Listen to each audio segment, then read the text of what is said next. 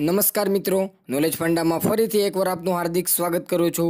મિત્રો, આજના વિડીયોની અંદર જે ભવિષ્યમાં જે પણ એક્ઝામ આવી રહી છે તેમાં જે કરંટ અફેર્સના જે આઈએમપી પ્રશ્નો જે પૂછાતા હોય છે તો તે કરંટ અફેર્સના જાન્યુઆરીના પ્રશ્નોનો આપણે અભ્યાસ કરીશું। તો મિત્રો, વિડીયોની શરૂઆત કરતાં પહેલાં જો તમે ચેનલમાં નવા હો અને હજુ સુધી ચેનલને સબસ્ક્રાઇબ કરવાની બાકી હોય તો ચેનલને સબસ્ક્રાઇબ કરી દેજો અને બાજુમાં આપેલા બેલ આઇકન ઉપર ક્લિક કરી દેજો, જેથી તમને અવારનવાર વિડીયોની માહિતી મળતી રહે।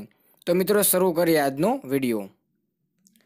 તો આજના વિડીયોની અંદર જે જાન્યુઆરી એટલે કે 1 જાન્યુઆરીથી જે 5 જાન્યુઆરી સુધીના જે પ્રશ્નો છે, બરાબર, જે ભવિષ્યમાં જે પણ એક્ઝામ આવવાની હોય, તલાટીની એક્ઝામ હોય, બિન સચિવાલય ક્લાર્કની એક્ઝામ હોય, બરાબર, કે પીએસઆઈની જે પણ એક્ઝામ આવી રહી છે તો તેમાં જ આઈએમપી સવાલો જે વારંવાર પૂછાતા હોય છે, બરાબર। તો શરૂ કરીએ।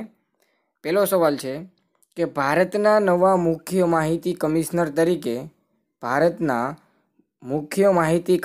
તરીકે તાજેતરમાં કોની નિમણૂક કરવામાં આવી છે? તો કોણ આવશે? શ્રી સુધીર ભાર્ગવ, બરાબર। આ પહેલો સવાલ। ત્યાર પછી 2 નંબર ઉપર તો કે ICC women's cricketer of the year 2018 તથા ICC women's one day cricketer of the year 2018 award વિજેતા મહિલા ક્રિકેટરનું નામ જણાવો, બરાબર। જવાબ શું આવશે? સ્મૃતિ માધાના, બરાબર। યાદ રાખજો, જે આ મહિલા ક્રિકેટરનું નામ છે સ્મૃતિ માધાના, તેણે બંને એવોર્ડ જીતેલા છે। તો કે એક આવશે women's cricketer of the year 2018 અને બીજો એક award ICC women's one day cricketer of the year, બરાબર। આ બંને એવોર્ડ તેણે જીતેલા છે। 3 નંબર ઉપર તો કે સ્મૃતિ માધાના ભારતના કયા રાજ્યના મહિલા ક્રિકેટર છે? બરાબર, પરીક્ષામાં આવા સવાલ પૂછાતો હોય, તમને કોઈ પણ જે ખેલાડી હોય તેનું નામ આપેલું હોય અને પૂછેલું હોય કે તે કયા રાજ્યના છે અથવા આ ખેલાડી કઈ રમત સાથે સંકળાયેલા છે, બરાબર। તો તમને સ્મૃતિ માધાના પૂછે તો એક મહિલા ક્રિકેટર છે અને તે કયા રાજ્યના? તો કે ભાઈ તે મહારાષ્ટ્ર રાજ્યના છે। એટલે 3 નંબર કે સ્મૃતિ માધાના ભારતના મહારાષ્ટ્ર રાજ્યના છે। ત્યાર પછી 4 નંબર ઉપર આઈસીસી વિમેન્સ T20 ટીમ 2018ના કેપ્ટન તરીકે તાજેતરમાં કોની નિમણૂક કોની પસંદગી કરવામાં આવેલી છે? તો કોણ આવશે? હરમિનપ્રીત કૌર, બરાબર। આ એનો સાચો જવાબ આવશે। એટલે શું આવશે કે આઈસીસી વિમેન્સ T20 2018ના કેપ્ટન તરીકે હરમનપ્રીત કૌર, જેણે T20માં સૌથી એટલે કે ભારતના જે ખેલાડીઓ છે વુમન્સમાં, બરાબર, તેમાં સૌ પ્રથમ સદી ફટકારનાર ખેલાડી છે હરમનપ્રીત કૌર। અને આ જે સવાલ છે ચીફ ઓફિસરની એક્ઝામ 2018ની અંદર જે લેવામાં આવી હતી તેની અંદર આ પૂછવામાં આવેલો હતો। ત્યારે 5 નંબરનો સવાલ, આરબીઆઈના આદેશ અનુસાર 1 જાન્યુઆરી 2019થી એટલે કે 1 જાન્યુઆરી 2019થી કયા ક્રેડિટ અથવા ડેબિટ કાર્ડ બંધ થઈ ગયા છે? તો કયું આવશે? મેગ્નેટ ચિપવાળા જે કાર્ડ હતા, મેગ્નેટવાળા, તે બંધ થઈ ગયા છે। ત્યાર પછી 6 નંબરનો સવાલ, ગુજરાતમાં ગુજરાત સરકારના શિક્ષણ બોર્ડ દ્વારા માન્યતા પ્રાપ્ત સ્કૂલોમાં 1 જાન્યુઆરીથી 2019થી હાજરી દરમિયાન વિદ્યાર્થી દ્વારા જે યસ સર અને પ્રેઝન્ટ સરની જગ્યાએ કયા શબ્દોનો ઉપયોગ કરવામાં આવશે? તો કયો આવશે? જય હિન્દ અને જય ભારત। 7 નંબરનો સવાલ, તાજેતરમાં બાંગ્લાદેશના વડાપ્રધાન પદે ચૂંટાઈ આવનાર વ્યક્તિનું નામ જણાવો। તો શું આવશે? શ્રીમતી શેખ હસીના, બરાબર।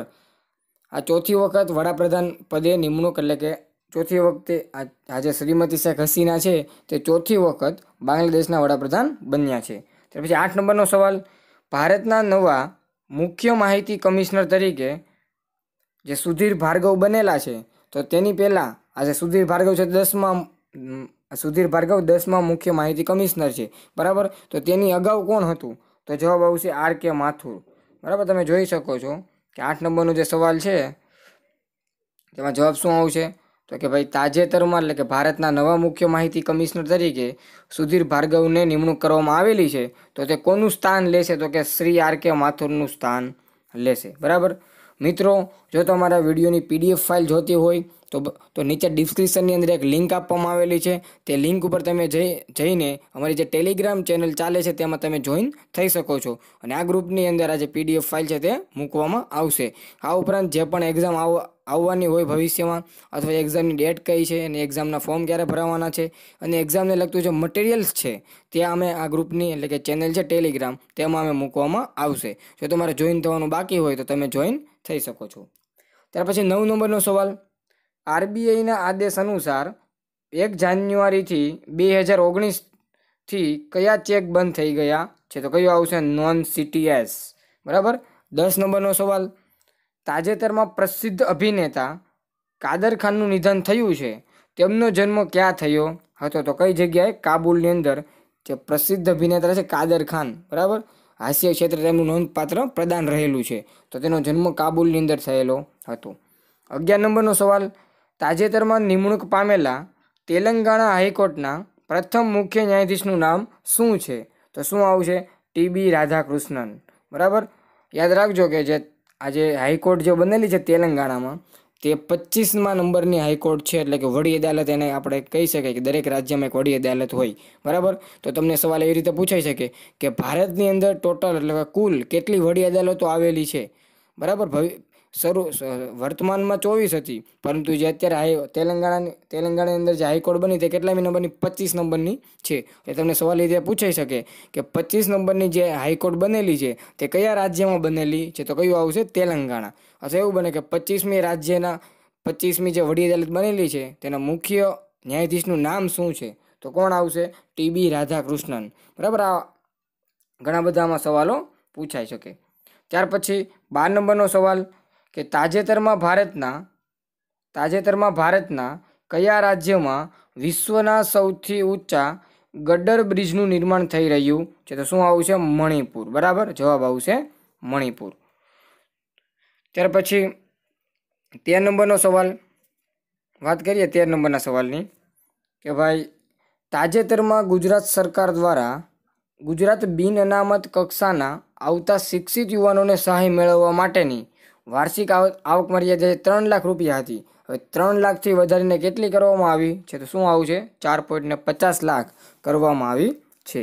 ત્યારે 14 નંબરનો સવાલ, તાજેતરમાં ગુજરાત સરકાર દ્વારા ગુજરાતમાં બિન અનામત વર્ગના વિદ્યાર્થીઓને વિદેશ અભ્યાસ અર્થે સહાય મેળવવા માટેની વાર્ષિક આવક મર્યાદા 4.5 લાખ હતી, તે વધારીને કેટલી કરવામાં આવી છે? તો કે 6 લાખ. એટલે આ બે સવાલમાં કન્ફ્યુઝ થવાનું નહીં, કેમ કે તમને એવું પૂછાય કે ગુજરાતના બિન અનામત જે વિદ્યાર્થીઓ શિક્ષિત યુવાનો છે તેને સહાય મેળવવા માટે વાર્ષિક મર્યાદા 3 લાખની હતી, તો વધારીને 4.5 લાખની કરેલી છે. અને જે વિદ્યાર્થીને બહાર એટલે કે વિદેશ માટે ભણવા જવું હોય તો તેની વાર્ષિક મર્યાદા 4.5 લાખની હતી, તો વધારીને કેટલી કરી? 6 લાખ સુધીની કરેલી છે. ત્યાર પછી 15 નંબરનો સવાલ, તો કે તાજેતરમાં ચર્ચામાં રહેલ સબરીવાલા મંદિર કયા રાજ્યમાં આવેલું છે? તો કયું આવશે? કેરળ રાજ્યની અંદર આવેલું છે. એટલે કે દક્ષિણ ભારત આવેલું છે ત્યાં છેલ્લામાં છેલ્લું રાજ્ય કયું આવશે? કેરળ. બરાબર. ત્યારે 16 નંબરનો સવાલ, તાજેતરમાં ચર્ચામાં રહેલ બીજો એક મહત્વનો સવાલ એ વાત કહે કે તાજેતરમાં જે ચર્ચામાં રહેલું સબરીવાલા મંદિર છે એમાં સબરીવાલાનો મત થાય પર્વત. બરાબર. એનો અર્થ શું થાય? સબરીવાલાનો મલયાલમ ભાષામાં એને પર્વત કહેવાય, એટલે એ પણ યાદ રાખજો. 17 નંબરનો સવાલ કે તાજેતરમાં કેન્દ્રીય કેબિનેટ દ્વારા 3 બેંકોના મજરની મંજૂરી આપવામાં આવેલી છે, તો આ 3 બેંકોમાં કઈ બેંકોનો સમાવેશ થાય છે? તો કઈ આવશે? એક આવશે બેંક ઓફ બરોડા, એક આવશે દૈના બેંક અને એક આવશે વિજયા બેંક. આ 3 બેંકોનું છે શું કરવાનું? મર્જર કરે, એટલે કે ત્રણેયને મર્જર કરીને એક બેંક ઓફ બરોડાની નવી એટલે કે જે અત્યારે જે બેંક ઓફ બરોડા છે તેને સંયુક્ત રીતે બનાવવાની છે. આ ઉપરાંત 16મો સવાલને એક બીજી વાત કરી દઈએ કે જે સબરીવાલા મંદિર છે તેનું આખું નામ તમને પરીક્ષામાં પૂછાઈ શકે, તો એનું યાદ આવશે કે ભાઈ સબરીવાલા શ્રી ધર્મસ્થ મંદિર. બરાબર. તો કે સબરીવાલા મંદિર કેરળ રાજ્યની અંદર આવેલું છે, તો તમને એનું પૂરું નામ પૂછે તો શું આવશે? સબરીવાલા શ્રી ધર્મસ્થ મંદિર. બરાબર. ત્યારે 18 નંબરનો સવાલ, bank of Baroda, Dena bank, Vijaya બેંકને મર્જર બાદ નવી બેંક કયા નામે ઓળખાય છે? તો કયું આવશે? Bank of Baroda. 19 નંબરનો સવાલ, વિશ્વ બ્રેલ દિવસની ઉજવણી ક્યારે કરવામાં આવે છે? તો ક્યારે આવશે? 1 જાન્યુઆરી. બરાબર. આજે વિશ્વ બ્રેલ દિવસ છે તે જે વ્યક્તિઓ આંધળા હોય તો તેના માટે ઉપસેલી લિપિ પ્રકારના અક્ષરો આવતા હોય છે. બરાબર. તેની મદદથી જે અંધ વ્યક્તિ હોય તો તે મતલબ અક્ષરને ઓળખી શકે છે. તો એવી જે પ્રકારની ઉપસેલી પ્રકારની જે લિપિ હોય તેને કઈ લિપિ કહેવાય? બ્રેલ લિપિ કહેવાય. બરાબર. અને તેની શોધ બ્રેઇલ કે લુઈસ બ્રેઇસ નામના એક વ્યક્તિ હતો ફ્રાન્સની અંદર. તે વ્યક્તિ દ્વારા લિપિની શોધ કરવામાં આવેલી હતી. એટલે તેની યાદમાં જો 1 જાન્યુઆરી જે છે તે વિશ્વ બ્રેઇલ દિવસની ઉજવણી કરવામાં આવે છે. ત્યાર પછી આગળના સવાલોની વાત કરીએ. ત્યાર પછી 20 નંબરનો સવાલ કે તાજેતરમાં કેન્દ્ર સરકાર દ્વારા ગુજરાતના કયા શહેરમાં નવી એમ્સ સ્થાપવાની મંજૂરી આપી દેવામાં આવી છે? તો કયું આવશે? રાજકોટ શહેરની અંદર. બરાબર, ગુજરાતમાં પૂછાય તો રાજકોટ આવશે. હવે એમ્સની મંજૂરી આપી દેવામાં આવી તો એમ્સનું પૂરું નામ તમને પરીક્ષામાં પૂછાય તો શું આવે? તો કે એ એટલે all India institute of medical science. આ તેનું પૂરું નામ આવશે. બરાબર. ત્યાર પછી 22 નંબરનો સવાલ તાજેતરમાં ચંદ્રના અંધારિયા ભાગ પર ઉતારેલા ચીનના અવકાશયાનનું નામ શું છે? તો શું આવશે? ચાંગઈ-4. બરાબર, ચાંગઈ-4 યાદ રાખવું જરૂરી છે. 23 નંબરનો સવાલ તાજેતરમાં જાન્યુઆરી 2019 દરમિયાન ભારતમાં કેટલામું ઇન્ડિયન સાયન્સ કોંગ્રેસનું આયોજન થયું હતું? તો કેટલામું આવશે? 106મું.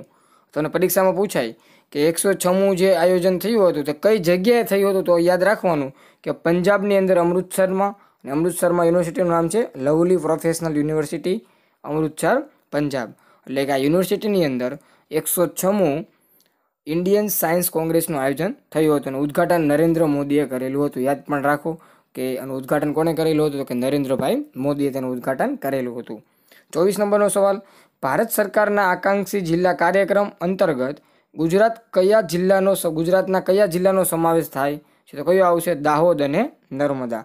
આ 2 જિલ્લાઓ છે તે 2 જિલ્લાનો સમાવેશ આ કાર્યક્રમની અંદર કરવામાં આવે છે. 25 નંબરનો સવાલ તાજેતરમાં ગુજરાતના મુખ્યમંત્રી વિજયભાઈ રૂપાણીએ પ્રોપર્ટી એક્સપો એન્ડ શોકેસ 2019નો ક્યાંથી શુભારંભ કરાવ્યો હતો? કઈ જગ્યાએથી? રાજકોટ ખાતેથી.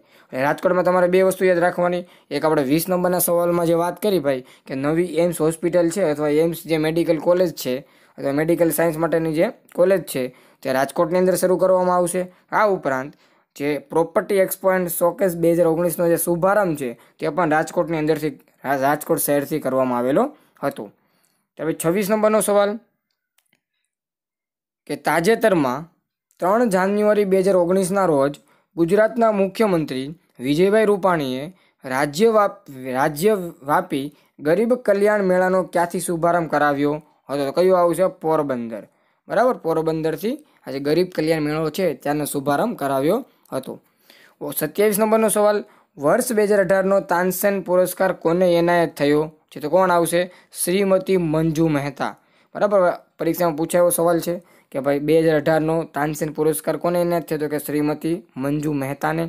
28 નંબરનો સવાલ ભારતમાં પ્રથમ સંગીત મ્યુઝિયમની કઈ જગ્યાએ સ્થાપના કરવામાં આવશે? તો કઈ જગ્યાએ? તમિલનાડુમાં. બરાબર, તમિલનાડુની અંદર ભારતની પ્રથમ સંગીત મ્યુઝિયમની સ્થાપના કરવામાં આવશે. 29 નંબરનો સવાલ બ્રહ્માંડમાં અત્યાર સુધી સૌથી દૂરના અવકાશી પદાર્થ પાસેથી પસાર થનાર અવકાશયાનનું નામ જણાવો. તો શું આવશે? ન્યૂ હોરાઇઝન્સ. બરાબર, આ જે ન્યૂ હોરાઇઝન્સ નામ છે તમારે યાદ રાખવું જરૂરી છે. 30 નંબરનો સવાલ 1 જાન્યુઆરી 2019ના રોજ કયા દેશ યુનેસ્કોમાંથી બહાર થઈ ગયા છે? તો કયા આવશે? 2 દેશો છે, એક અમેરિકા અને બીજો આવશે ઇઝરાયલ.